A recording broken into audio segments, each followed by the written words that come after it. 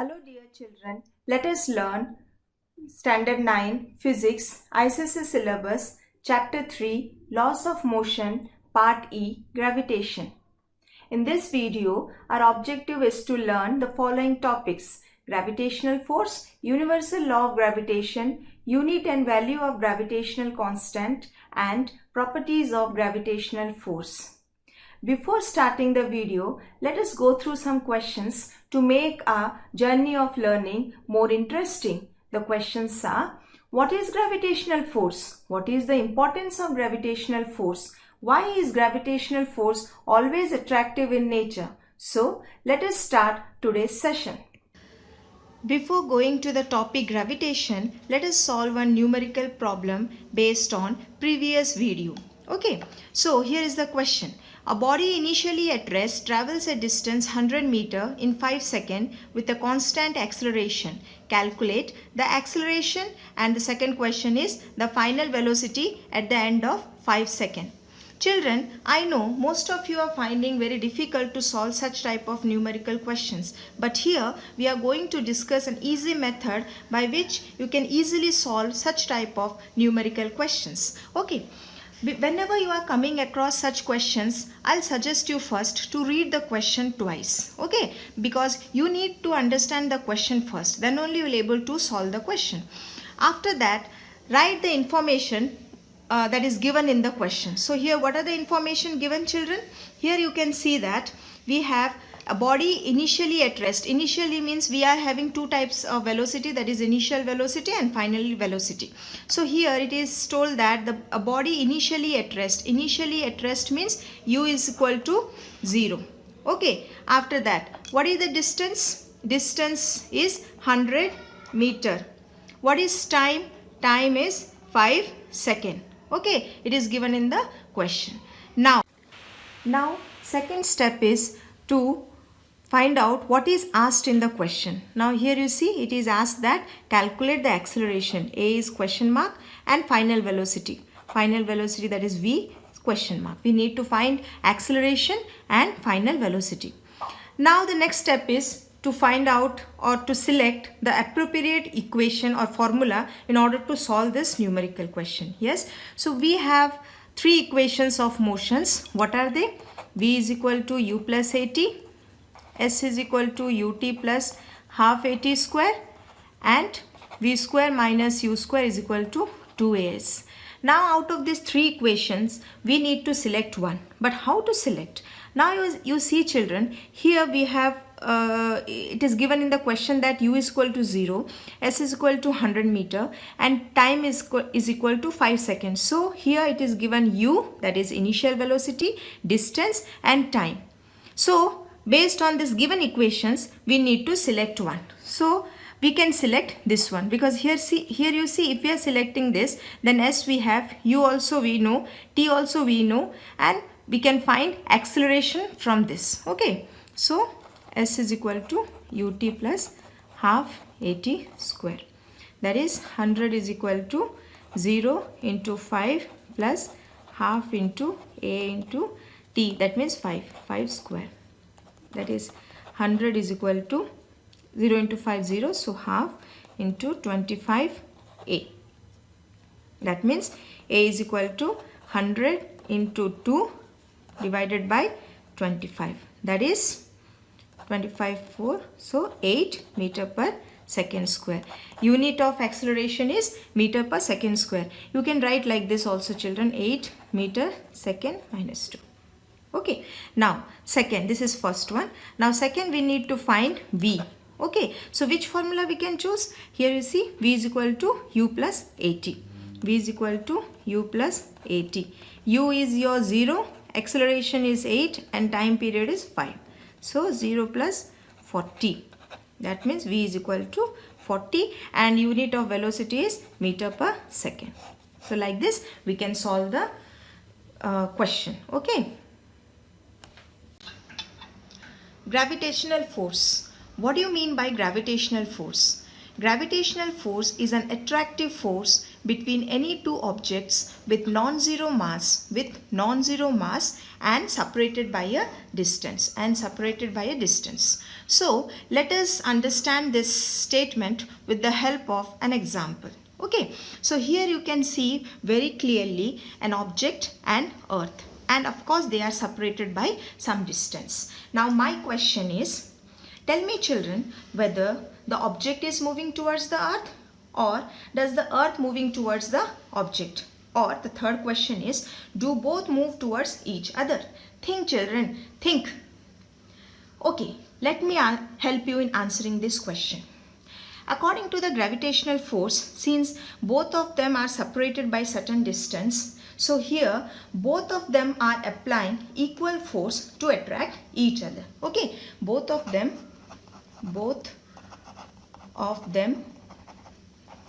apply equal force to attract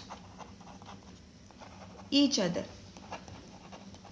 Okay, now you must be thinking that if both of them are applying equal force to attract each other, then why the earth is not moving towards the object? Only we can see that the object is moving towards the earth. Yes or no? Now again let me help you in answering this question. Now we know, according to Newton's second law, F is equal to ma, or A is equal to F by m.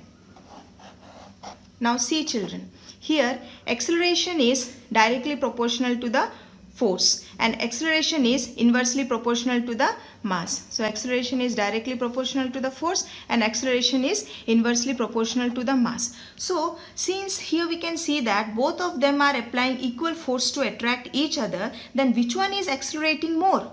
Yes or no? So in order to find that answer, here you can see A is equal to F by m. That means A is inversely proportional to mass. What do you mean by inversely proportional? If mass is more, then acceleration will be less. Now tell me children, out of these two, which one is having more mass or greater mass? Earth is having greater mass. That's why the acceleration is very difficult in this case. Yes or no? So we can see that the object is always moving towards the earth. Always we are seeing that object is moving towards the earth. Okay. Now you must be thinking children, if these two forces, that means the object is applying certain force to attract the earth and the earth is also applying certain force to attract the object, and both the forces are equal in magnitude and opposite in direction, then why the resultant force is not zero? Yes, you must be thinking that. So I'll tell you the answer, that the resultant force is not zero. The reason is that the two forces, that means one is your action force, another one is your reaction force, which is acting in opposite directions. They are acting on two different bodies. Yes, the action and reaction force in this case are acting on two different bodies. That's why the resultant force is not zero. Understood? So one more thing I'll tell you children here. Let us discuss about inertia. Okay, if we'll see inertia, out of these two objects, who is having greater inertia? Yes, tell me children, out of these two objects, which one is having greater inertia? Yes or no? So the answer is earth, because greater the mass, greater the inertia. You know that inertia of the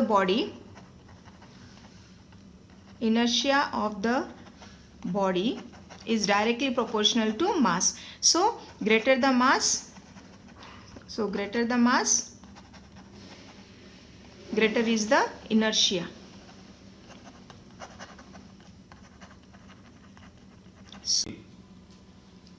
Universal law of gravitation. Before discussing this law, I'll tell you one important thing children. Never try to modify the law or change the law. Okay? Otherwise you will lose the mark. So what is the universal law of gravitation? According to universal law of gravitation, the force of attraction acting between the two particles is directly proportional to the product of their masses and inversely proportional to the square of distance between them. Directly proportional to the product of the masses and inversely proportional to the square of distance between them. And one more thing children, these forces are acting along the line joining the two particles. So let us understand with the help of one diagram. Okay, so this is your mass 1, this is your mass 2, okay, and they are separated by some distance r. They are separated by some distance r, and this is the line joining the two masses. So this is the line joining the two masses, okay, or two particles, and the force also is going to act along this line. So now tell me children, what is the force acting on M2 and what is the force acting on M1? So here you can see very clearly that F12 is the force which is acting towards the mass M2, okay, and F21 is the force which is acting towards M1, okay. F12 is the force which is acting towards M2 and F21 is the force which is acting towards M1, okay. And these two forces are acting like your action and reaction force, and they are equal in magnitude but opposite in direction. So we can write like this: minus F21. That this shows that they are equal in magnitude but opposite in direction. But and the resultant force in this case will not be equal to 0. The reason is that these two forces are acting on two different bodies, okay. So now according to the law, here you can say very clearly that F is directly proportional to the mass. That means M1 and M2, okay, and it is inversely proportional to the square of the distance. That means r square. Okay, this is equation 1, this is equation 2. Combining both the equations, we can get F is directly proportional to M1, M2 and inversely proportional to r square. Yes, or let us remove the proportionality sign. So we can write like this: G M1 M2 by r square. Now what do you mean by G? Yes, what do you mean by G? G is nothing but your constant of proportionality. G is constant of proportionality. Okay, G is constant of proportionality, or the other name is, it can also be called as gravitational constant. Gravitational constant. It is also known as universal gravitational constant. Universal gravitational constant. Okay, now tell me children, why it is known as universal gravitational constant? The reason is the value of G, the value of capital G, the value of G remains same at all places, that's why it is called universal gravitational constant. And what are the factors on which it does not depend? It is independent of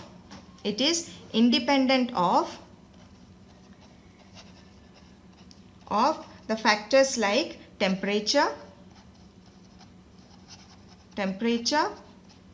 nature of particles, and here temperature of the medium. Okay, temperature of the medium. Okay, and nature of particles. Okay, so this is all. Capital G is known as universal gravitational constant. Now in this topic we'll try to know about unit and value of G.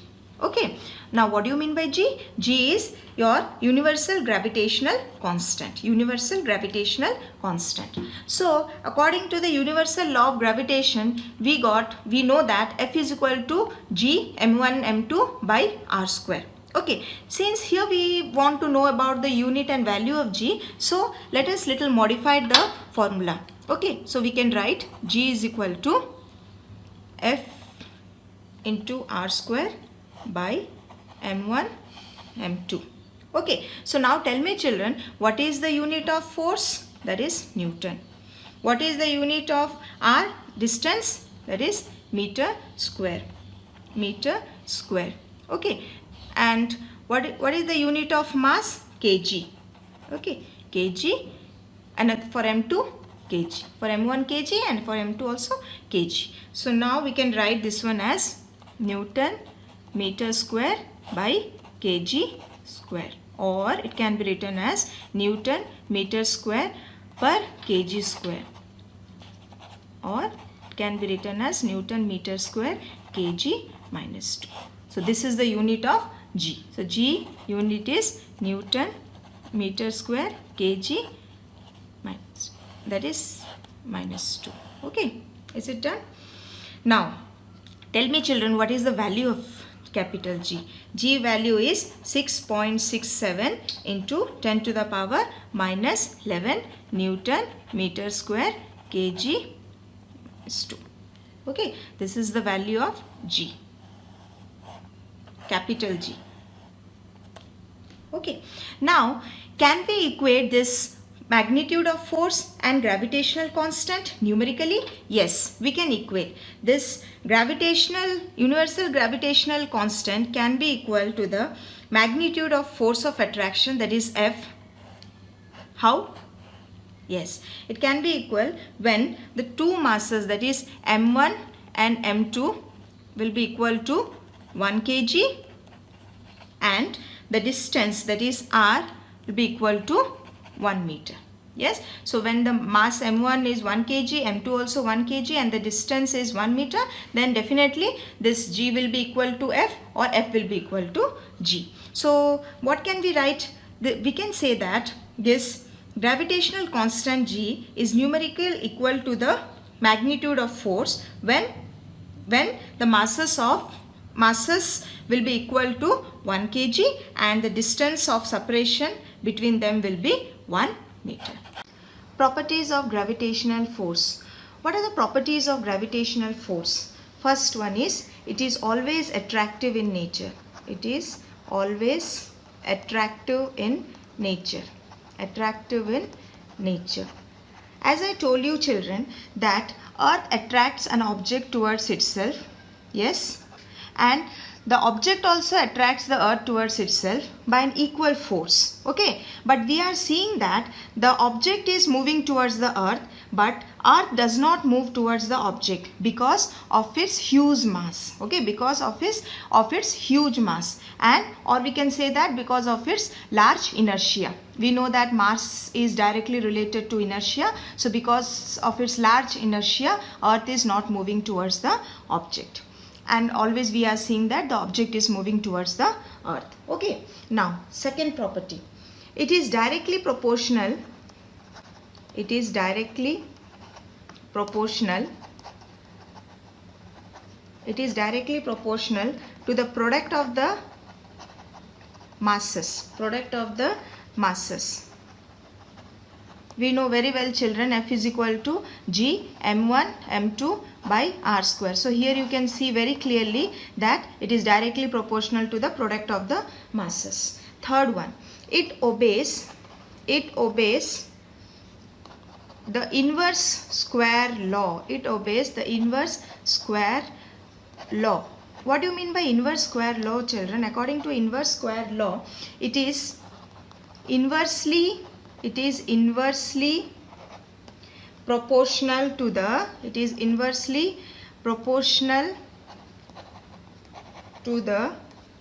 square of separation between them. It is inversely proportional to the square of separation between them. Okay, it is inversely proportional to the square of separation between them. Here you can see clearly that the force of attraction is inversely proportional to the square of separation. Okay, square of separation. Now, sometimes question is asked children, what happens to the force when the separation between the two masses is doubled? Okay, we know very well that force of attraction is inversely proportional to the square of distance, or we can say that square of separation. Okay, so if it is asked that the separation between the two masses is doubled, then we can write like this: F is equal to, instead of R we can write 2R. Okay, 2R. So it will be F is equal to 1 by 4R square. So what happens when the separation between the two masses is doubled? We are seeing that what happens to the force? We know very well that force is inversely proportional to the separation between the two masses. So when the separation between the two masses will increase, then force of attraction will reduce, or it will decrease. So we can write that force will reduce to 1/4. Okay, force will reduce to 1/4. So when the separation between the two masses is doubled, force is reduced to 1/4. Okay, like this we can answer such type of questions.